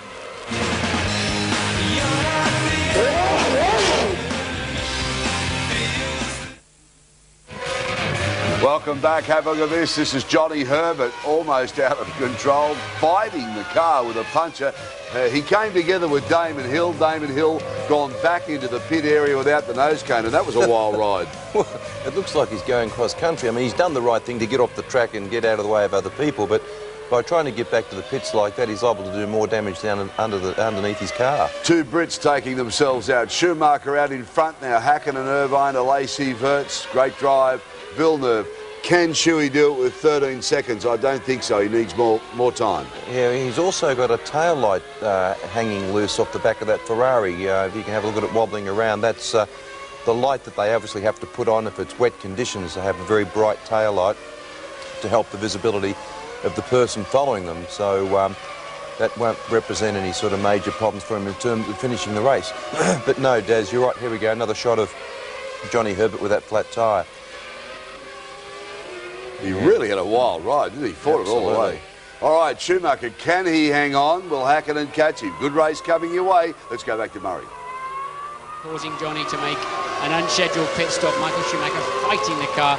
These drivers are going to be exhausted at the end. They've been flat out from start to finish. Coming up behind Jarno Trulli, who is in 13th place to lap the Italian in the Prost. And Mika Hakkinen will be hoping that Trulli and Barrichello, who I think is ahead of the Prost, will slow Michael Schumacher down and enable him, Hakkinen, to close the gap, which is currently 18 seconds. Yes, well, there we see again Damon running wide, having lost his nose on the back of Johnny Herbert's car. Mika Hakkinen, they'll be showing him that hurry-up board again because lost 1.2 seconds on that lap. Schumacher is now getting close to the territory where he can stop and still arrive, rejoin the racetrack ahead of Hakkinen. So Hakkinen needs to push, a crucial part of the race for McLaren. This is a brilliant motor race after the domination of McLaren in Australia and Brazil, which looked like going on for the whole season. Ferrari have closed the gap. Williams, sadly, at the present moment, most certainly have not, because Villeneuve is down in 6th position, 81 seconds behind Schumacher, as we go to James Allen for news from the pits. Murray, Mika Hakkinen this time round, once again being given the board saying push. McLaren obviously agree with Martin. He's really got to get the hammer down. Meanwhile, the Mandarins at Ferrari believe they now have a big enough lead to win this race. So expect Schumacher sometime in the next 2 or 3 laps. And we're on lap 51 now. Yes, he is into the window for stopping the second time. The earliest I would have expected him to stop on an equal division of laps would be lap 58. Depends how much fuel we put in at his stop. He could go on longer. More news from Louise Goodman. Johnny Herbert. Johnny, how did that happen? It looked like Damon just piled into the back of you. Well, once again, someone's hit me in exactly the same corner, and Damon's just should have enough experience. You know you don't do it from that far back because, you know, he's ruined my race and he probably ruined his a bit. I think you wish you stayed at home this weekend. Oh, I think I should have stayed the whole of South America at home. It's been a total disaster so far. Well, so far, the only thing that can go wrong now is the plane crash on the way home. I hope that doesn't happen, Johnny. Bad luck. Sean Lacey in the pits from 4th position ahead of Alexander Wirtz. He's almost certainly going to lose that 4th place because Wirtz was only 8 seconds behind him. Michael Schumacher leads. This is lap 51. think I'm going to change my plane ticket, Murray. Anyway, Johnny, I've never heard Johnny talking like that. He is really down, but chin up, Johnny, because it can all turn around at the next race. Imola, where he'll be, I'm sure, on the pace. Yeah, Johnny recovered from the most appalling Formula 3000 crash at Brands Hatch years ago, 1988, I think, where he damaged both his legs terribly badly and has lived very much to fight another day, to win the British Grand Prix, to win the Italian Grand Prix for Benetton. This is looking like a good opportunity to bring Michael Schumacher in. They'll be a bit annoyed about this. He's 19 seconds in front, but he's catching this pack-up that are fighting for 5th, 6th, 7th and 8th. And it'll be critical that he doesn't lose any time in traffic. Maybe he's got one more lap before they must bring him in.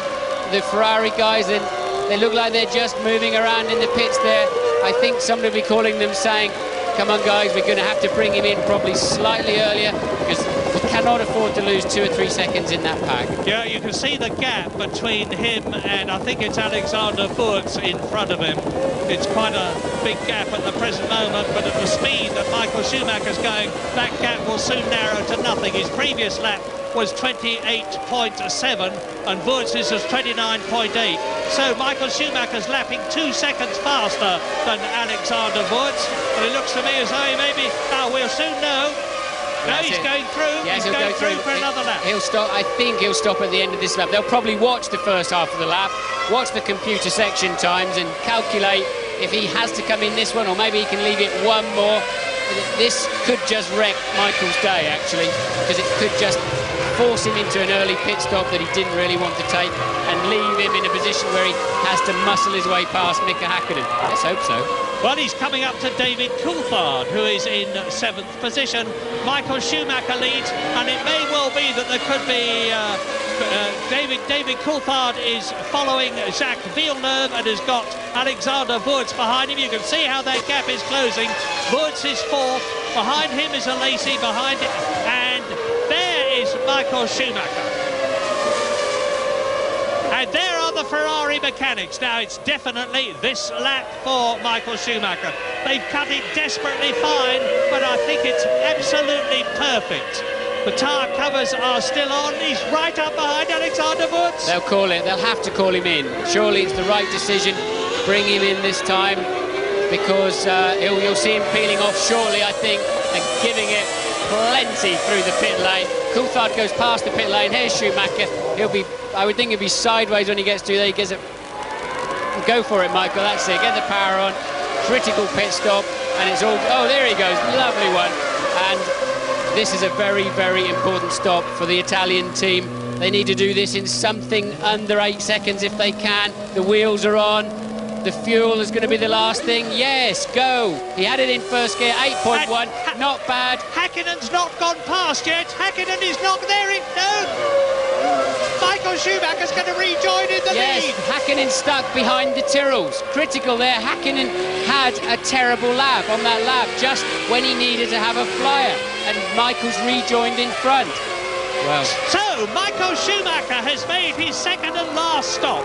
This is lap 54. There are 72 laps in this race, and Mika Häkkinen is behind the Tyrrell of Takagi. So, Mika Häkkinen has certainly got it all to do. There is Takagi. In front of him is Schumacher. Behind him is Mika Häkkinen. And it's going to be a tremendous battle in these closing laps. But just as you said that Schumacher had got to get past Häkkinen, he's done it. Now Häkkinen's got to get past Schumacher. Well, I don't think that'll happen in a month of Sundays. Remember, Michael on fresh tyres, Häkkinen on a one-stop strategy. There's David Coulthard going across the grass. Well, he'll be pleased to see the checkered flag at the end of this race.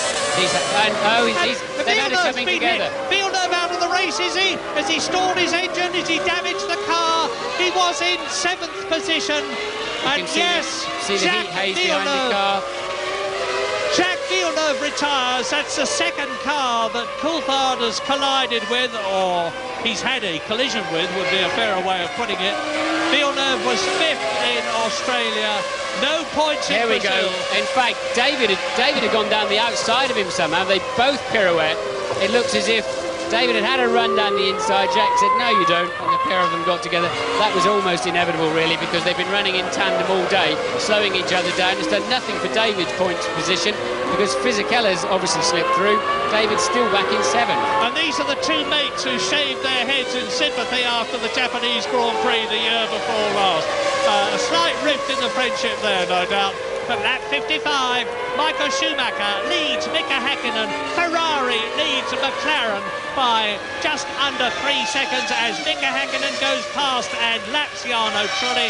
And here is David Coulthard spinning and hitting Jack Villeneuve. Well, I think you have to apportion that 70-30 to Villeneuve from what I could see. It looked as if David had the car in front. Obviously, Villeneuve had the inside line and drifted wide into David. David had to make a move like that of some kind because he was going nowhere.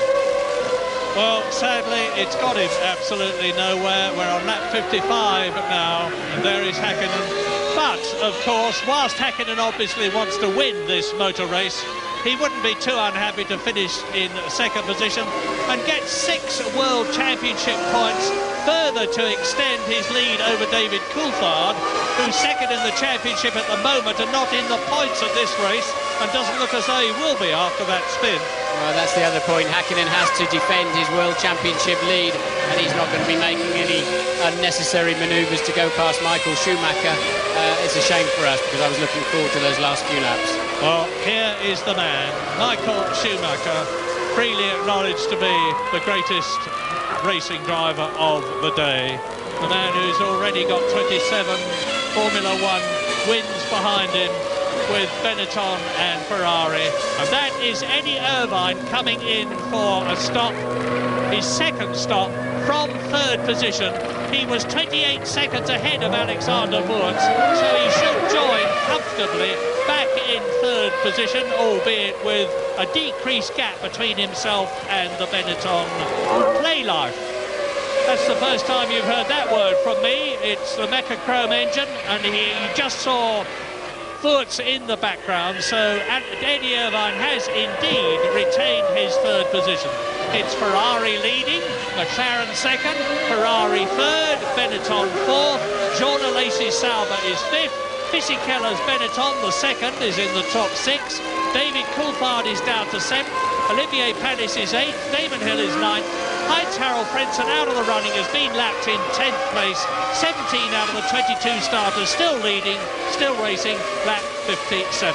Fastest man on the racetrack is David Coulthard. That just shows you how much time he's been losing, tucked up behind the Williams. But, he's got an 8-second gap to Fisichella, and then a further 3 seconds to the back of a Lacey if Coulthard needs some points. That's a Lacey thrusting past a back marker, and a very strong drive from him still.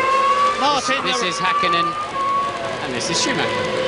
Martin, there are an awful lot of people that said that David Coulthard should not have done the decent thing and moved over and let Mika Häkkinen through in Australia. And it looks as though that may turn out to be to his disadvantage. Well, it was a terribly difficult weekend for them, and obviously it all worked out very badly. It was handled badly, and it was taken badly.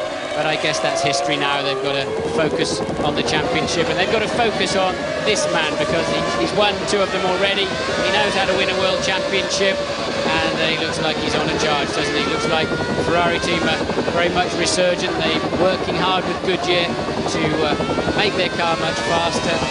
I think Schumacher is particularly special around this racetrack.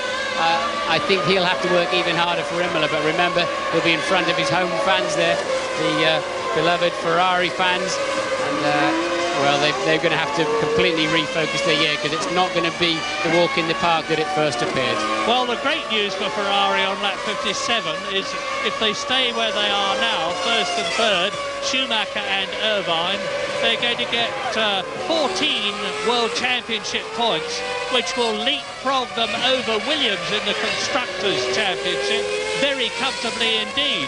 Villeneuve isn't going to score any points in this race, and nor is Heinz-Harald Frentzen, who's currently running in 10th position.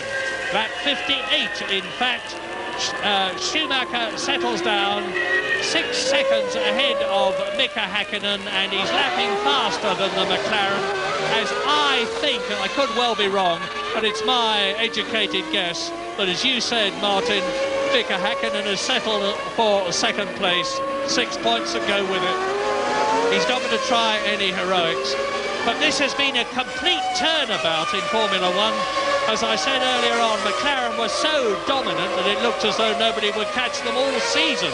But then Rory Byrne of Ferrari, Ross Brawn of Ferrari, Jean Todt of Ferrari, and all the rest of the strengthened Ferrari team have buckled down and have got the job done. It's our job at the moment to leave you, but come back to watch the rest of the Argentine Grand Prix.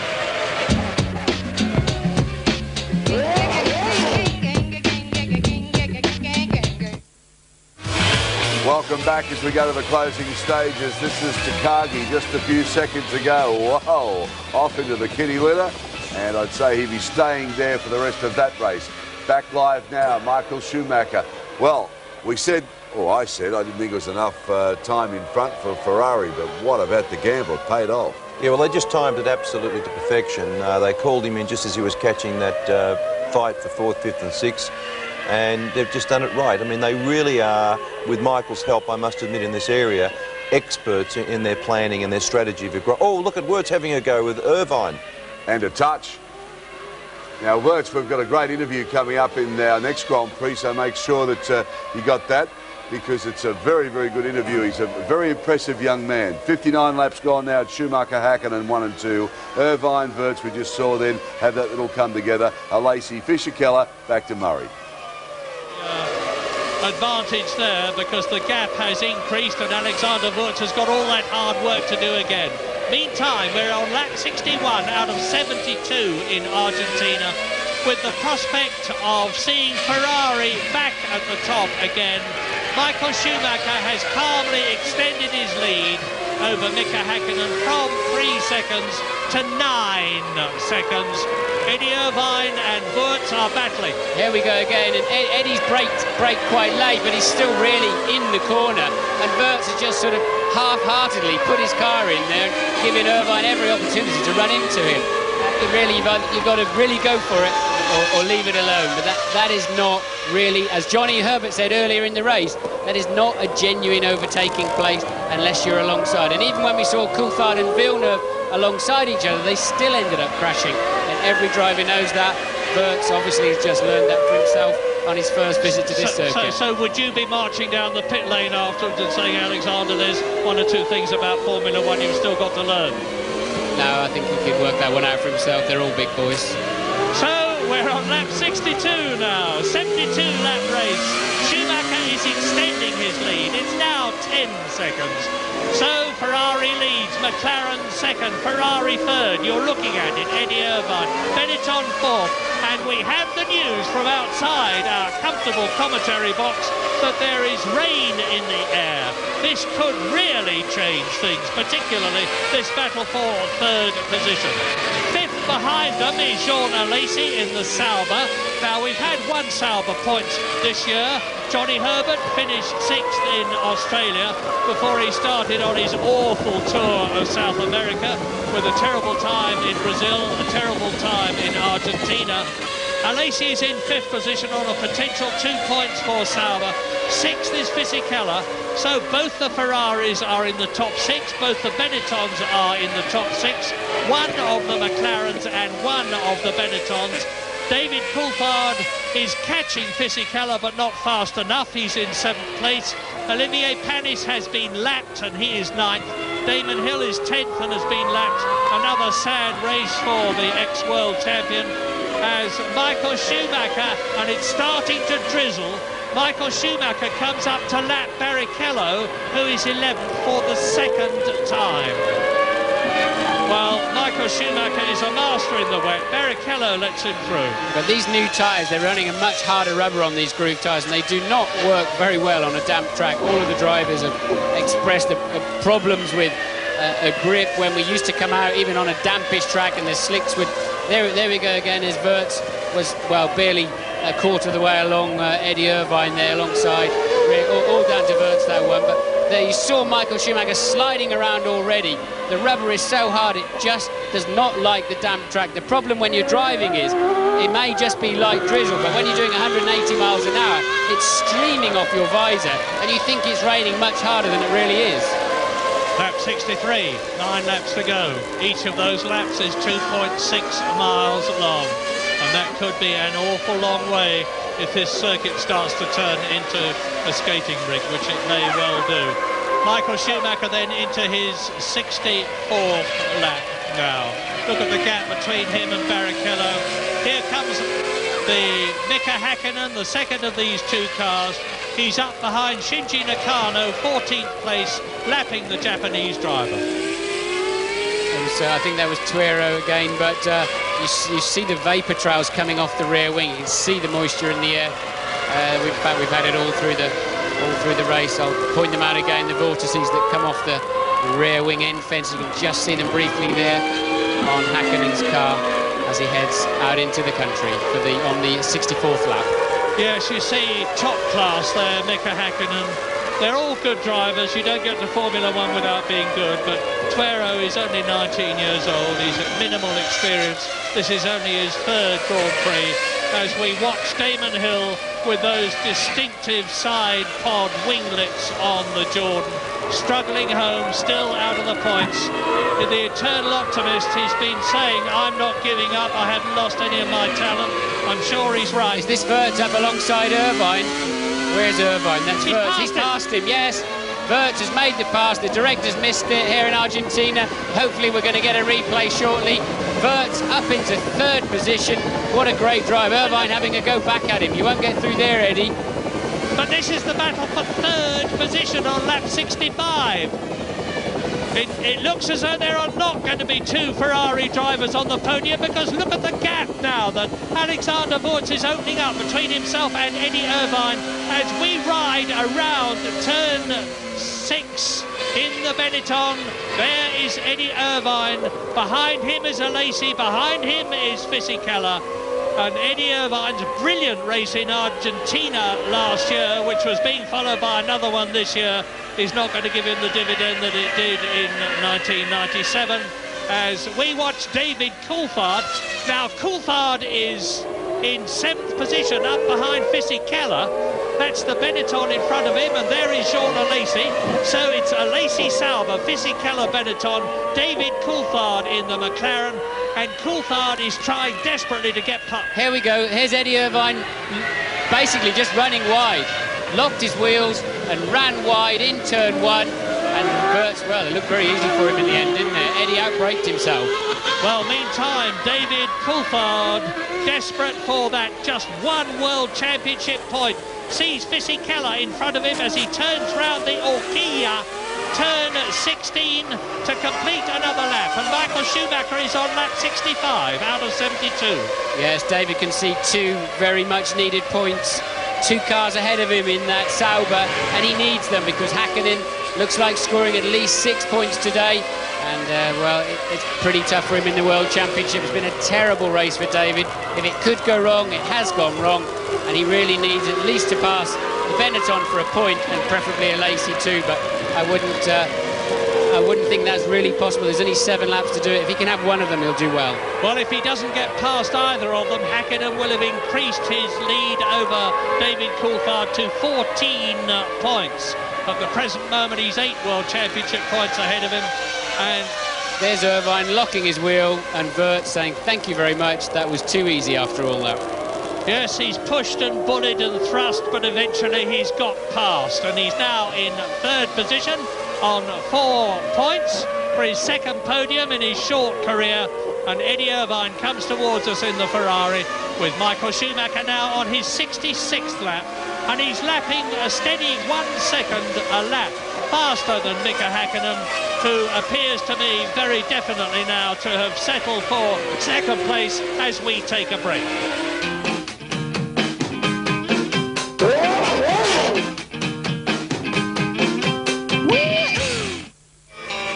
Welcome back. Seconds ago, big drama here. Michael Schumacher off the track. Yeah, it really is an indication of how damp the circuit's beginning. When Michael Schumacher loses control, you can bet your life the conditions are fairly slippery indeed. But he had the presence of mind to keep the car straight, get back onto that service road, and now he's rejoined about 4 seconds in front of Häkkinen. Wow, got quite a race. Alexander Wirtz also with a spin. He was in third place where he went past the other Ferrari of Irvine. Unfortunately, he spun, so that's put him back. So it's all happened in the last 30 seconds since the track got damp. Schumacher still in front but hanging on. Häkkinen chasing. Irvine now back into third place. Wirtz back in after that spin. Alesi Fisichella. Oh, what a good race. Back to Murray. He stayed calm, he stayed cool. He kept the traction going, he found his way back onto the track, and now he's back up to racing speed. Yes, I mean, if you notice, he just drove straight through the gravel, knowing that there'll be some kind of road behind there which they have to use. Wirtz spun off because he was heading into turn one. The Tyrrell in front of him locked its wheels. Wirtz locked his wheels in sympathy and ended up turning into the corner backwards. But again, I think the track was pretty slippery down there. This is David Coulthard, and that's another Benetton off. That's Fisichella off, under braking, lost the back end, puts Coulthard into the points. Schumacher on his 69th lap, 4 laps remaining, as you see. And the moral of the story is don't do anything in sympathy. That's Coulthard off now. Now his 6th place is down the drain, unless he can get back on the circuit ahead of Fisichella. Look how slippery it is, he can barely touch the throttle. And they haven't got time to come in and change tyres for intermediates, which would be the ideal solution. They've got to battle on. There are 3 laps to go at the end of this one, and Michael Schumacher has just got to sweat it out, quite literally, as he comes up behind Giancarlo Fisichella, who's just gone off and is about to be lapped. Well, Häkkinen taking it very, very steadily. I suspect he's been off somewhere too. His last lap time was a 45.0, some 12 seconds slower than Michael Schumacher. So out of camera shot, Häkkinen's been across the grass somewhere. I wonder if Coulthard will come through in 6th. I think we're about to... there's Coulthard still on the racetrack. No, it's Häkkinen, I'm sorry. Häkkinen, 2nd place, 13 seconds. This is Coulthard just on his way into the centre S and lost it before he got anywhere near the corner. Well, lap 70 out of 72. 2 laps to go after this one. Michael Schumacher is a comfortable 13 seconds ahead of the man you're watching now. Double race winner in 1998, Mika Häkkinen, World Championship leader, the man who won the last race of 1997 to make it now 3 in a row. He's not going to win this one unless something happens to Michael Schumacher, who is 13 seconds up the road ahead of him on lap 70. As you look at Heinz Harald Frentzen, he's well out of the points, 9th. His teammate Villeneuve has long since retired. Irvine is 3rd, having regained that place when Wirtz spun. Wirtz is 4th, Alesi is 5th, and David Coulthard is in the points at 6th position as Rosset lets Schumacher through. OK, the rain must have stopped. The times are coming back again. They're now into the low 1-minute 30s. Wirtz, the quickest man on the track, but 9 seconds behind Irvine. No real way of catching him as Michael Schumacher treads very, very carefully. Lap 71, just this and the next, for what could be and frankly should be a famous, very well-deserved, brilliant victory for Michael Schumacher, who's coming in to win, hopefully from his point of view, his 28th Grand Prix in his superb career. Further to add to those World Championship points of his, and with Eddie Irvine to lift the Ferrari team after a magnificent recovery between Brazil and here into 2nd place in the Constructors' World Championship, and really bring Formula One to life again before the San Marino Grand Prix at Imola in 2 weeks' time. And that is Ferrari home country. Schumacher has long been a hero in Italy. His status is going to be dramatically enhanced after this race if he just stays where he is. Absolutely, and Fisichella just setting the fastest section time of the entire race. in the midsection of this lap he's on now. You just saw him coming into shot ahead of Michael Schumacher, so clearly the raindrops have completely gone away, but I don't think he's any chance of catching David Coulthard. Coulthard homing in on Jean Alesi, really, unless somebody makes another mistake, really the only chance of a position change, I think, in these last 2 laps. Michael Superstar Schumacher is on his 72nd and last lap of the Argentine Grand Prix, and if he can just do about the 2 miles that are left now without losing position to Mika Häkkinen, who is now a massive 22 points behind him, it is going to be an absolutely fabulous victory, because as I just said, they've turned things round brilliantly. Yes, the Ferrari mechanics are all up on the pit wall, getting ready to give him the biggest cheer. This is why the man is an international, worldwide superstar, and why he's so sought after, and why he's paid such staggering amounts of money. When the chips are down, when the conditions are changeable, he somehow keeps his head cooler than the others. Coming up to turn 11 out of 17. Now into another left-hander at Ombu, down the straight, approaching the Senna S, the chicane, named after the great multiple Brazilian world champion. Michael Schumacher exits the Senna chicane. Into turn 15, the right-hander builds up to 150 miles an hour. He is almost home. He can almost see the checkered flag. He rounds the left hand of the last corner and wins the Argentine Grand Prix for Ferrari. 10 World Championship points. The flags fly, the crowd cheers. No more. Yes, Michael, you've done it. And is he pleased? One of the great things about Michael Schumacher is he is never the least bit reluctant to show how much he enjoys his motor racing. And I bet you that when he gets up on the podium, he will be absolutely euphoric. Yeah, he'll be enjoying that. They say it's better to be born lucky than good. Well, Michael Schumacher is good and lucky. Remember, he had a big coming together with Coulthard early in the race, then the trip across the gravel onto the emergency road, and he still comes through to win. What a great drive. What a great race. Mika Häkkinen finishes second, 23 seconds down to the nearest 10th. We're just waiting for Eddie Irvine to come home now. Third for Ferrari to make it 14 World Championship points for the historic Maranello team. Eddie Irvine has finished. There he is, and he's not unhappy. A brilliant second in 1997, a superb third in 1998, and Eddie did that in spite of the efforts of Alexander Wurz to drive through the middle of his Ferrari several times. Wurz, however, has finished in 4th position. That's his second successive 4th place for the Benetton team. Alesi has scored 2 points for 5th position for Sauber, and David Coulthard brings the second McLaren home in the points. 1 point, but the gap between himself and Mika Häkkinen in the World Championship has increased by 9 points. And Häkkinen now leads Michael Schumacher in the championship by 12 points. Schumacher has leapt ahead of David Coulthard by 1 point. Coulthard third, Eddie Irvine is in 4th place. Heinz-Harald Frentzen and the amazing Alexander Wurz are equal 5th.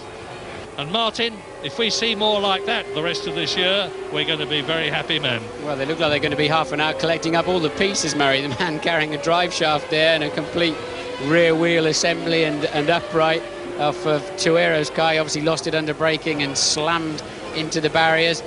Michael Schumacher still enjoying himself.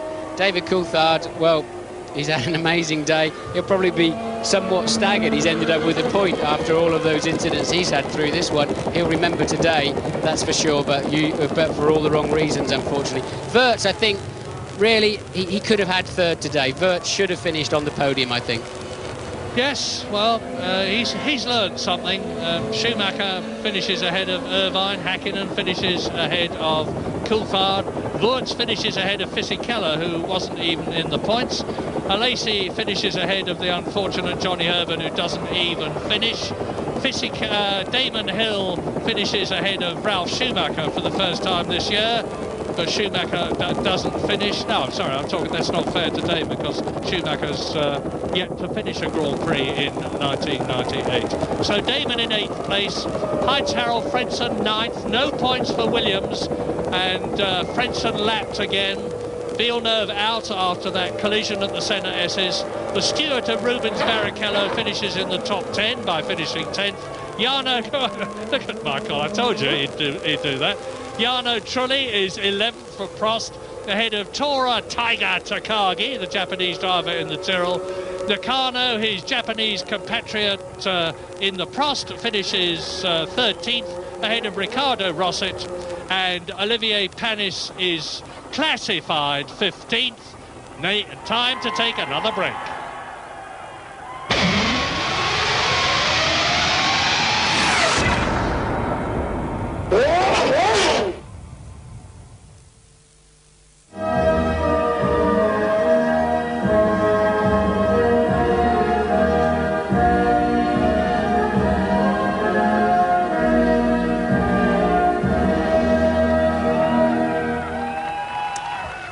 The German national anthem, of course, acknowledging Michael Schumacher's brilliant win for Ferrari. And now, of course, the Italian national anthem for the win for the Mark.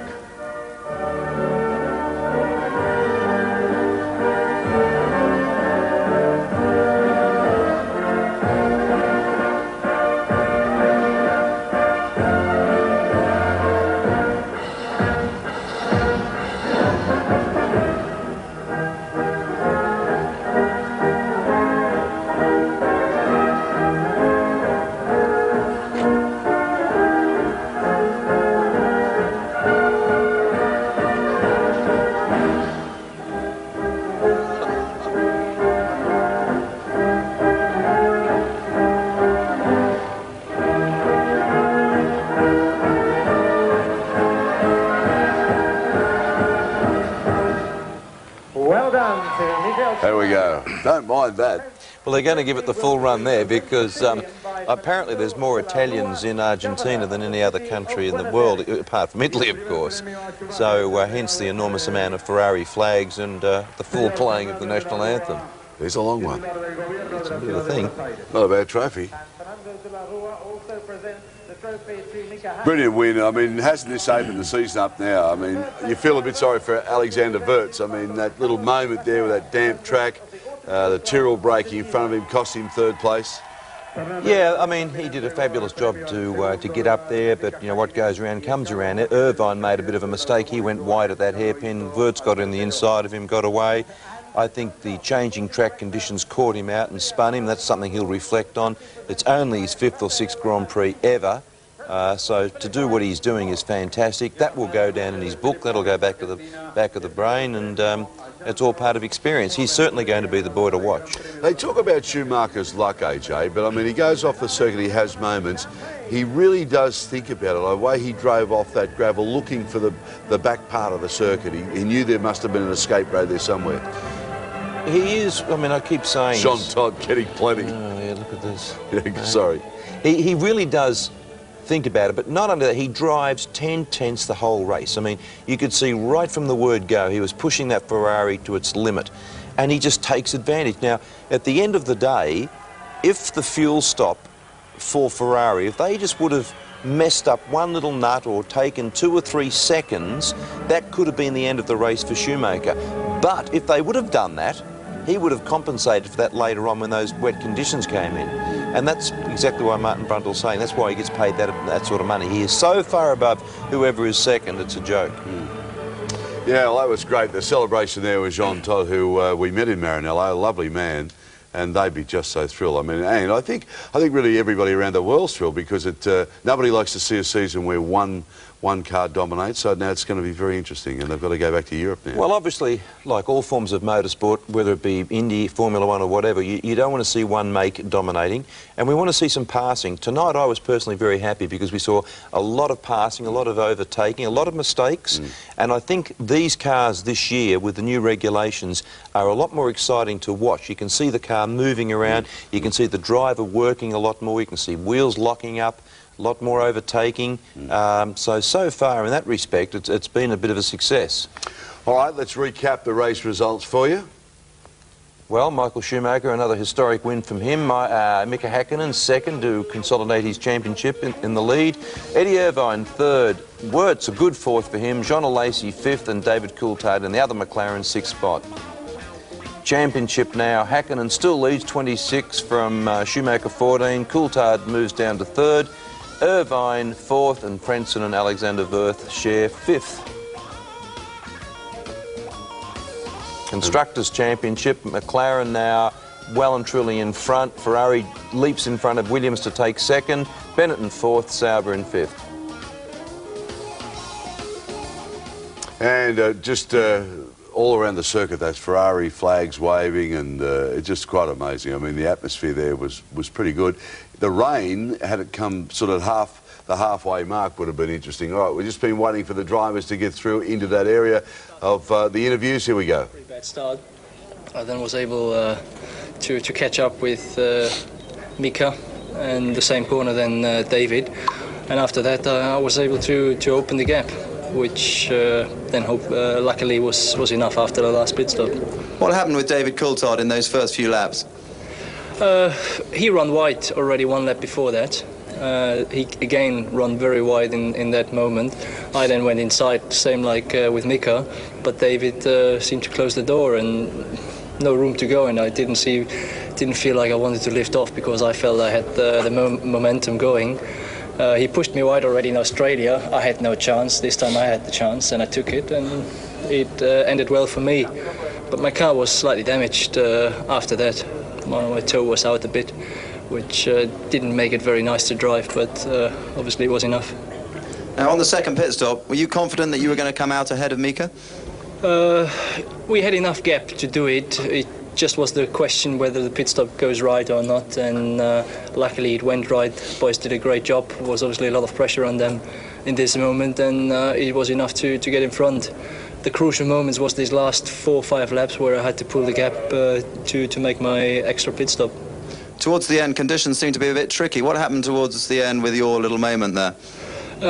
There's as we saw during the practice, loads of cars went off in the rain, and it just started to drizzle, and there's just a patch of very shiny bit, and that was wet, and I just caught that and lost the rear end and just went straight on. I saw cars this morning stuck there, so I didn't even try to brake. I just went straight through to come back on the other end and back on the circuit. Well done, Michael. Well, Mika, you had a very consistent weekend. You must be pleased with your second position. Yes, I am, end of the day. I mean, it probably is the best what I can really hope this weekend, because I was not able to get 100% performance from myself and from the car in this track, unfortunately, this weekend. And so the second position is the best what I can hope at the moment, really. When Michael went in for his second stop, were you hoping to get out in front of him or to stay in front of him? Well, of course I was hoping, but it was not possible. I mean, I had some back markers in front of me, slow me down more or less all the time that time, and just not able to do that unless I would have really risked it enormously, and I didn't want to do that. I was more happy to finish like this than end up in a travel somewhere. You are now 13 points ahead going to Imola. How worried are you about the Ferrari challenge there? One sense, not too worried. I mean, end of the day, usually if you are second or you're behind, that's the time when you have a pressure, not when you're in the front. But obviously, going back to Imola, going back to Europe, and seeing the performance what Ferrari and other teams has been able to do since the last race, it is very impressive. So obviously, it's going to be interesting to go there and see what happens in a circuit which is a little bit more high-speed track, if anything else. Well done, Mika. Well, Eddie, you were second here last year and third today. It's a circuit you seem to do well on. Yeah, pleased with that. Had a few problems inside the car, but the balance was reasonably good. I just had this sort of thing between my legs to rest my legs on. It kept coming loose, so I was driving up the straight, hammering it into position, you know, from about lap 25 onwards, which made things a bit awkward, and I had a few moments off my own, and I got overtaken by Wirtz, which obviously was a bit disappointing because that got me off the podium. You know, but then lucky enough he made his own mistake. Yeah, for much of the race you seemed to be almost on your own in a sort of gap, and then towards the end it got very exciting. How surprised were you when you came around the corner and saw Wirtz there? Well, he was flying at the end of the race. It was something I thought we were going to struggle probably a bit more in the race than we did in qualifying. I thought our tyres were maybe a bit softer than the Bridgestone, and that seemed to prove to be the case. But I was able to just hold on, and whenever he lost it in the rain, that was obviously a nice little bonus, to be honest. Lucky sometimes. Yeah, nice man, and good position for third place. He has gone well there, hasn't he? Yeah, second last year, third this year. Good result for Ferrari. This will really give them a kick on now, particularly going into Imola, back in front of all those Italian fans. This will certainly be the catalyst that they need to really get into it. We've talked quite a bit about the silver arrows. Of course, McLaren going to that silver colour this year. We've said it reminds us so much of the past when Mercedes ruled the roost with Auto Union, and cars in those days, the German cars were silver and the British cars were green and the French cars were blue and Canadian cars were red and so on. So let's have a look at where this came from, this wonderful myth of the silver arrows.